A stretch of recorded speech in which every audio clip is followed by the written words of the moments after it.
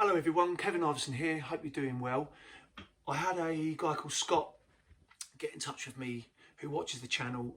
He messaged me on my Facebook page asking about sounds of the Jam, Paul Weller the Jam.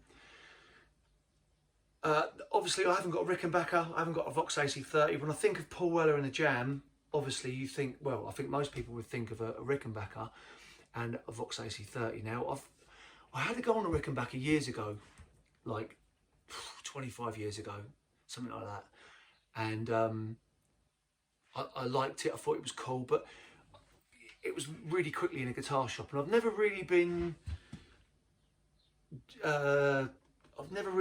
wanted a Rickenbacker. I mean, I would have one, but I've heard that they're like a bit of a one-trick pony, or a good one-trick pony that is. But if you've got a Rickenbacker, I'd love to know your thoughts, because I've had a few friends who've had them and they're good for that Jam sound, right? I get that.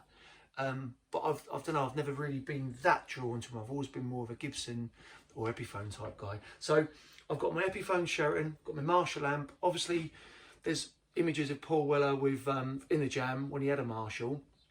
I was also lucky enough to support from the Jam a couple of times. And I know that Russell Hastings, I'm sure he had like a Boss OD3, a Boss CH1 chorus, and a couple of other pedals, maybe like a tuner and a phaser maybe, I can't remember.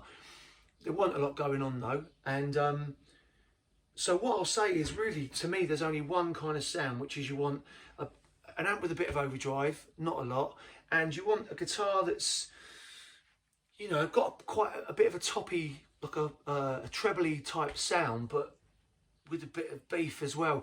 The other thing as well is, like, I was almost going to use a Telecaster, because I've got a really nice Mexican Telecaster with a really beefy kind of sound. It's got single coil pickups, but there's something I can't do on my Telecaster that, I mean, this is almost kind of similar-ish to a Rickenbacker to a certain degree. You've got the you know, it's a semi-hollow, I can't say it, semi-hollow body. There's a bit of wood going in here, but it's, you know, hollow. You've got the F holes, same configuration, 2 pickups and a selector switch here, which comes in handy. I'll show you why in a minute. The first sound I thought I'd try to capture, which to me is, everything's kind of the same apart from this one sound to me that I thought it'd be good to get, which is the butterfly collector, right? So signal path is my guitar, tuner, EQ, which I'm using as a boost, which you don't need, but I'd have it if I was playing some Jam stuff. Good old Nobles ODR Mini 2, which is my go-to overdrive. I never really want to use anything else. I love this pedal. The Boss CE2W, which is the Wazacraft chorus pedal. You could use a normal chorus pedal, but this has got a vibrato setting, which I'll show you in a minute, which I think sounds more like a butterfly collector to me. And then I've got my RE20 Space Echo, again, one of my favourite pedals. So usually I have this always on, but for the butterfly collector, I find I just turned it off. It sounded right to me with it off. So I've got a really super clean sound, right? So for the butterfly collector, he's got a little bit of, on the record, he's got a little bit of like a slapback delay. So that's the sound I've got. And then he's also got like this chorusy kind of effect, but I'm using a vibrato. I mean, maybe it was a vibrato or something, or whatever it is. I don't know whether he used like a pedal or it was something on the desk the engineer may have put on for him or whatever.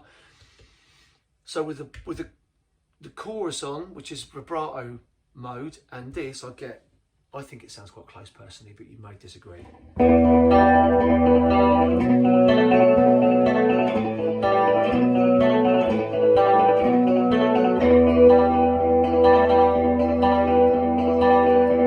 So when I turn off the chorus and the echo, this is what it sounds like. It sounds ridiculous to me. So you get the gist, right? I mean, live, you know, if the amp's turned up and I mean, maybe he would have used an overdrive. Well, he wouldn't have used an overdrive, sorry, but he would have had the overdrive on his amps, on his Vox 8030s, and just done it like that, you know, no pedals. But just to recreate the sound of the record, I thought that was pretty good, you know. So the chorus by itself, which is on the vibrato mode, because it's there. I mean, the how I've got it set up at the moment is the rate's on nothing, so it's really slow rate. The depth's on about 9 o'clock, and that's it. So, and then with the echo.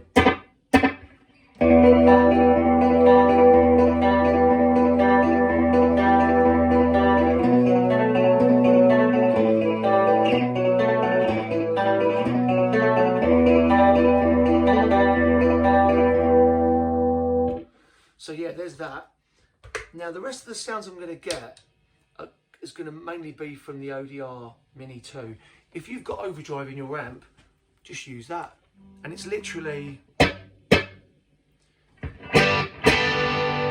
that's how much drive I've got in it. It's like, so if I go,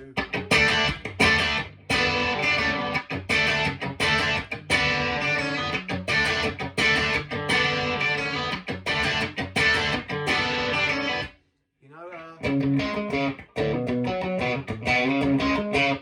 there's not a lot of drive on there at all. I could do now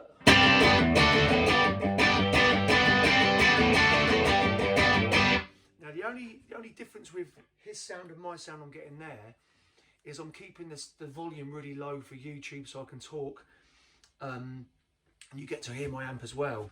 On the record, it sounds like the amp's cranked. It's a really lovely sound actually on the Inner City he's got there.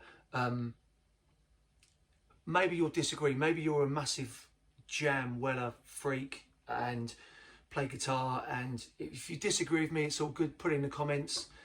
You know, as I say, he would have used the overdrive, or he would have cranked the amps, the Vox 8030s, and he also used Marshalls later on.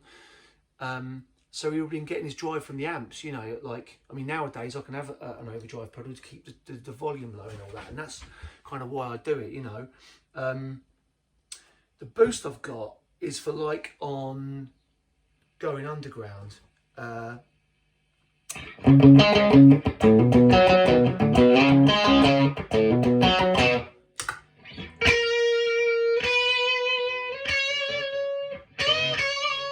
Just on those bits, you know.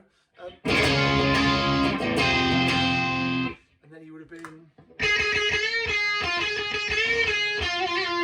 you know, I'd click that on and off. If I was gigging and I was doing those parts in those sections, I'd definitely click on the boost just so people could hear it. It cuts through the mix. But, you know, even without the boost, if you didn't have that,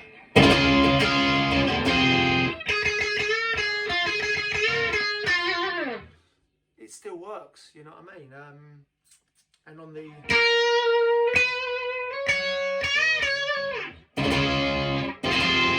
you know, so that works to me as well.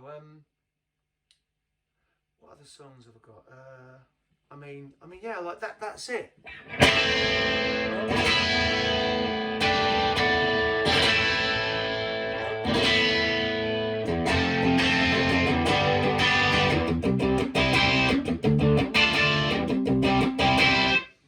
And also, if you've got a guitar with 2 pickups and then you've got the selector switch, if you turn off the neck pickup, and then what you could do is the Going Underground, and all you do is you get your selector switch, so it's on the neck pickup, and you go between the neck pickup and the bridge pickup, right? Which is like a Pete Townsend Who thing, you know.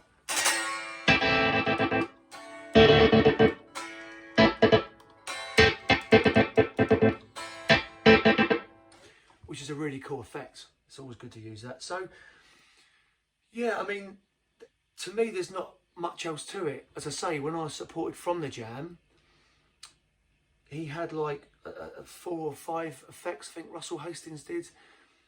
You know, and they're covering the majority of the records. I say Paul Weller in the jam would have used no effects, you know, back in the day. It just would have been his Rickenbacker and the Vox AC30s. So, yeah, so Scott, who messaged me, I hope this has shone a bit of light on that sound for you. As I say, I know I haven't got a Rickenbacker and I haven't got all the right gear. To me, what I'm trying to achieve is getting as close to the sounds as possible with the equipment I've got. And yeah, don't overcomplicate it. It's not overcomplicated at all. Yeah, I hope you've enjoyed the video today. I hope you like what I've done. If not, if you do, if you don't, let me know in the comments.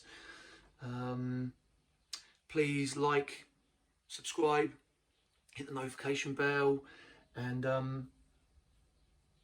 yeah, I think that's about it. I'll stop rambling on. Was it 10 minutes now? So yeah, hope you've enjoyed this video. Hope you've got something out of it, and see you in the next video. Thank you.